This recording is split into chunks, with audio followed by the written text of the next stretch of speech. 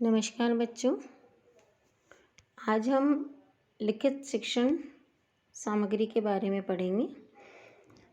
Written teaching material जो है वो लिखित शब्दों के द्वारा प्रसार शिक्षा जो होती है वो बहुत अच्छी होती है। इसका एक अलग ही महत्वपूर्ण स्थान है प्रसार शिक्षा में, क्योंकि जो भी चीज़ हम सुनते हैं वो हम भूल सकते हैं, लेकिन आँखों से देखी हुई और उसी पढ़ी हुई चीज़ें जो हैं वो हम स्मरण कर सकते हैं।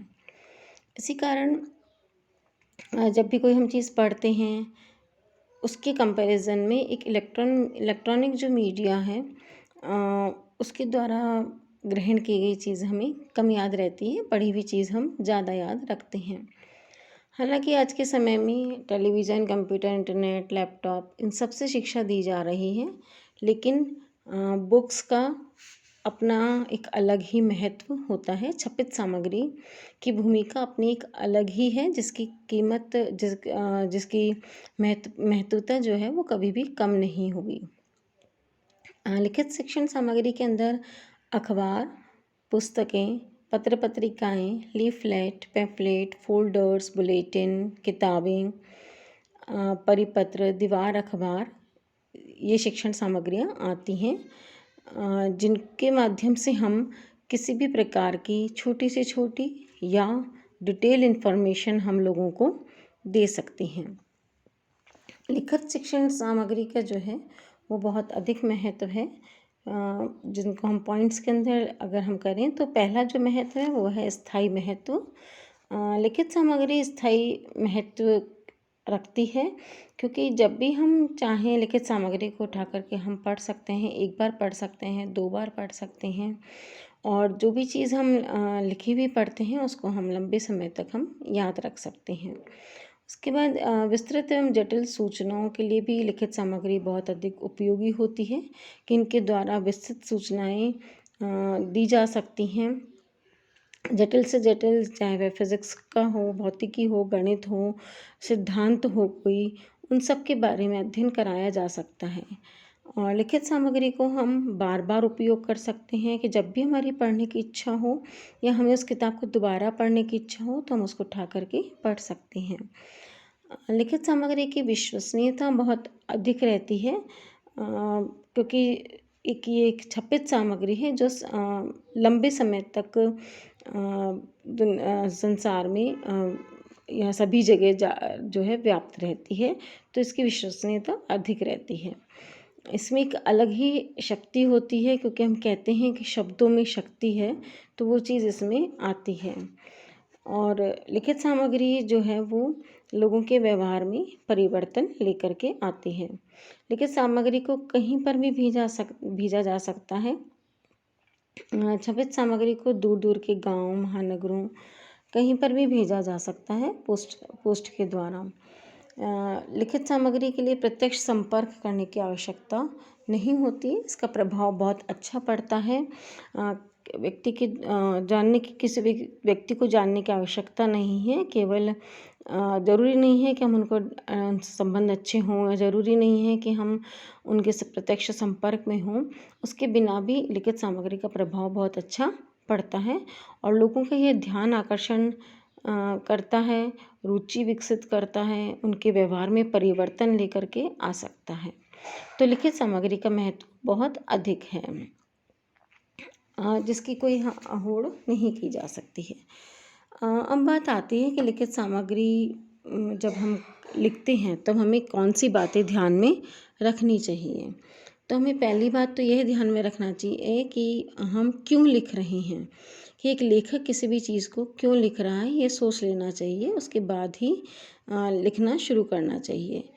क्या लिख रहा है, सब्जेक्ट बहुत ज़रूरी है, कि उसको क्या लिखना है, क्या सब्जेक्ट है उसको उसके बारे में क्या पता होना चाहिए, क्या बातें लिखनी चाहिए, उसकी क्या जानकारी पहले से जिन लोगों को आप दे रहे हो उनको है पहले से, या कितनी जानकारी देना सही रहेगा या नहीं रहेगा, ये सब कुछ हमें पहले ही जान लेना चाहिए।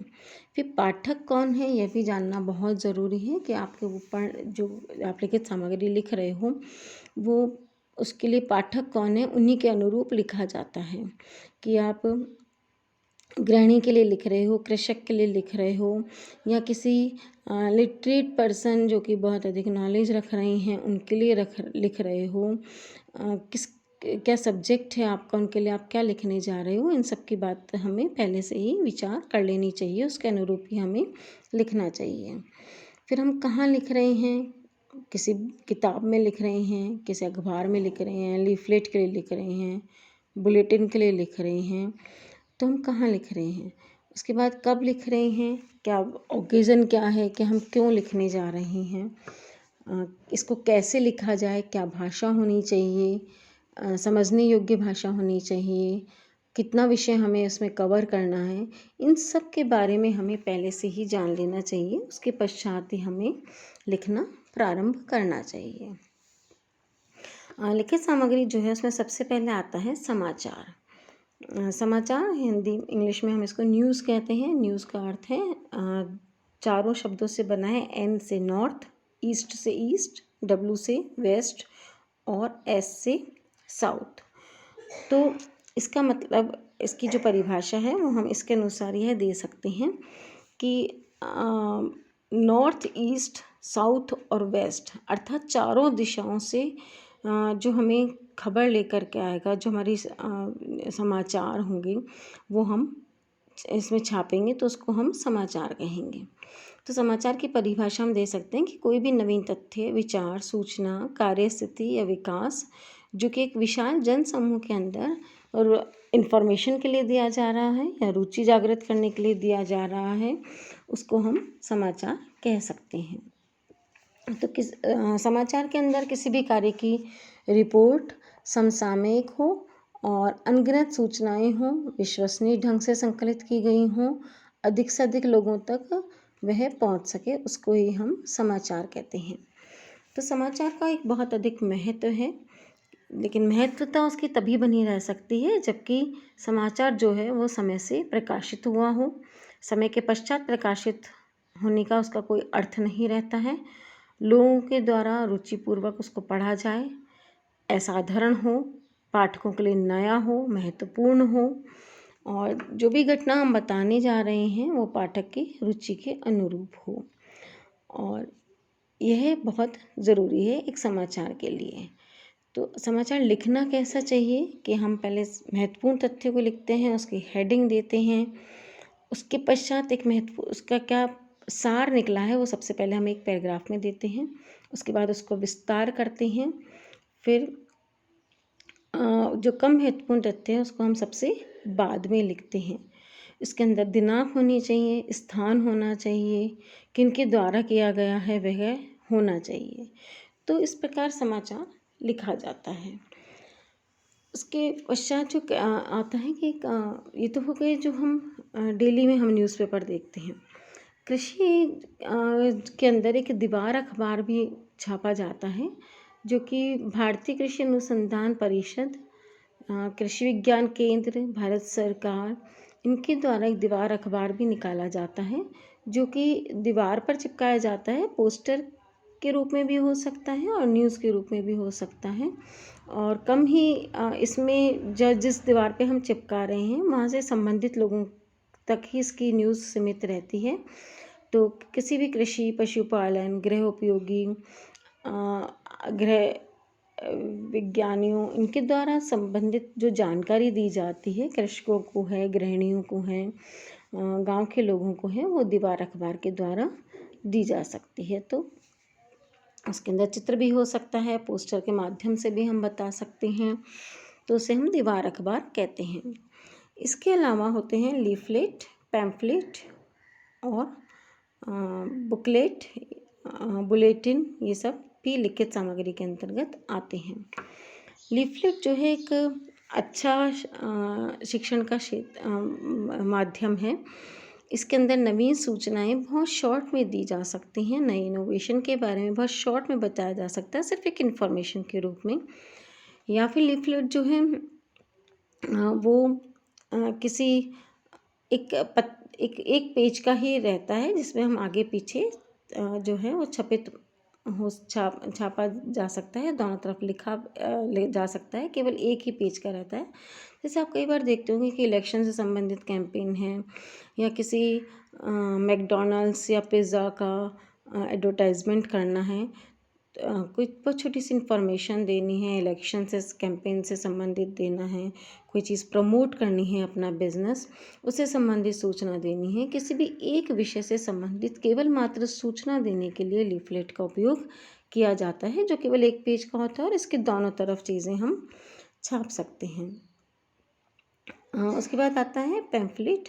पैम्फलेट जो है वो 5 या 5 से अधिक पेज का हो सकता है, 48 पेज का भी हो सकता है। और जो है house hold appliances, important political and जो राजनीतिक और धार्मिक जो है इंफॉर्मेशन देने के लिए सबसे इजी और सबसे इजी डिस्ट्रीब्यूट करने वाला सबसे चीप जो है वो एक पैम्फलेट साधन है, जो कि हम डेली अखबार के बीच में भी लीफलेट और पैम्फलेट को डाल करके हम डिस्ट्रीब्यूट कर सकते हैं। पैम्फलेट जो है वो कुछ ज़्यादा पेज का होता है और इसको आप स्टेपल भी कर सकते हो, इसको आप फोल्ड भी कर सकते हो। लीफलेट से डिफरेंट रहता है।